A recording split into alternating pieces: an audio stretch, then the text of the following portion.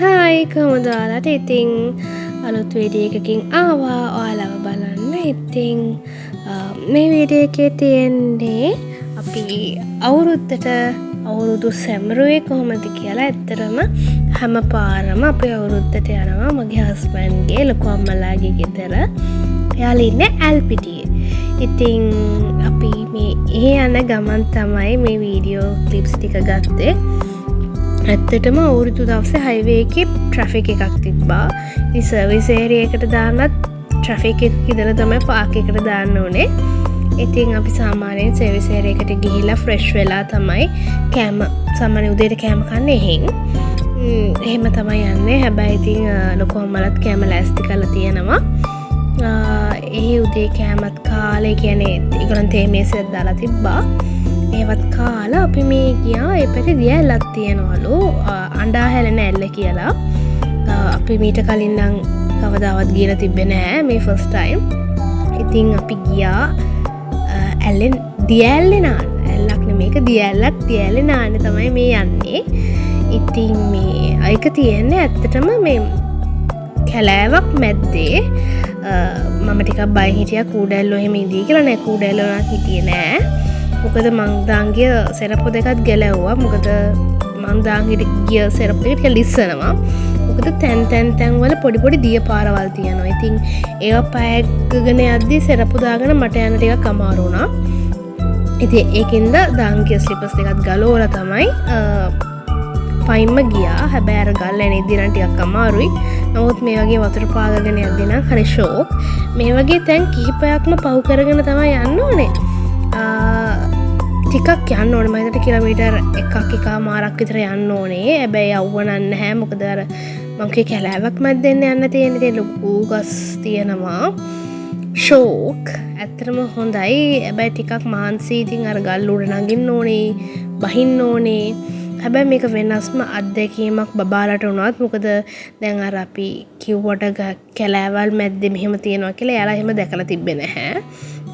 ඉතින් ෂෝක්. ඉතින් යන්නේක තමයි ඉතින් එපා වෙන්නේ. නමුත් ඒක ඒ අනේකත් ඇත්තටම ෂෝක්. ඉතින් කතා කර කර යන්න පුළුවන්. මේ වගේ තැනුත් තියෙනවා. ඒ කියන්නේ මේක පොඩි පාලමක් වගේ. බිමින් බහලා යන්නත් පුළුවන්. මේකෙම එන්නත් පුළුවන්. මමත් ඉතින් අර පඬිතකමට වගේ මේකෙම ආවා ඉතින්. හැබැයි ඉතින් එන්න පුළුවන්. බය වෙන්න දෙයක් නැහැ. මේක වැටෙන්නේ නැහැ. මේක හදලා තියෙන්නේ ඒගොල්ලන් අර මොනවද ඒකට කියන්නේ ගහක කඳක් කින් තමයි ඔකම හදලා තියෙන එක.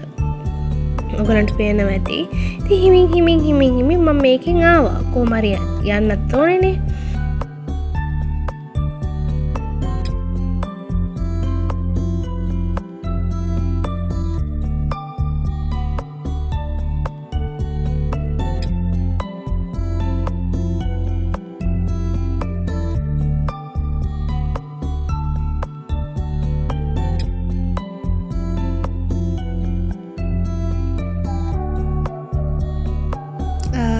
එහෙම ගිහිල්ලා ඔන්න අපි දැන් ඇල්ලේ උඩටම නැග්ගා. උඩට නැග්ගට පස්සේ මේ විදිහට තමයි පේන්නේ. ඒක හොඳට හදලා තියෙන අත්තටක් තියෙනවා. දැන් මෙතන තමයි පටන් ගන්න. හැබැයි මෙතනින් උඩත් තව තැනක් තියෙනවා කියලා ඒ අර මහප්පා කිව්වා. අපි හෙට නම් ගියේ නෑ. මොකද ඇත්තටම ටයර්ඩ් නගින්න අමාරුයි මට. ඉතින් කොහොම ගියත් නාන එකනේ කරන්නේ. කොතන නෑවත් නානවා. ඉතින් හැබැයි ඔය කිව්වට මන් නෑවේ නෑ. මොකද මට ඇත්තටම ඇඳුම් අරන් යන්න බැරුව ගියා. ඊට පස්සේ ඉතින් ආයෙත් අපි ලොකු අම්මලා ගෙදර යන්න පිටත් වුණා. ඉතින් මම හිතන පැය දෙකක් විතර ඉන්නද මේගොල්ලොන් එහෙ. ඊට පස්සේ හිමින් සැරේ අපි ආයෙත් ලොකු අම්මලා ගෙදරින් ආවා. මෙන්න මේ තියෙන්නේ අපි ආපු තැන. හඬා එලෙන ඇල්ල.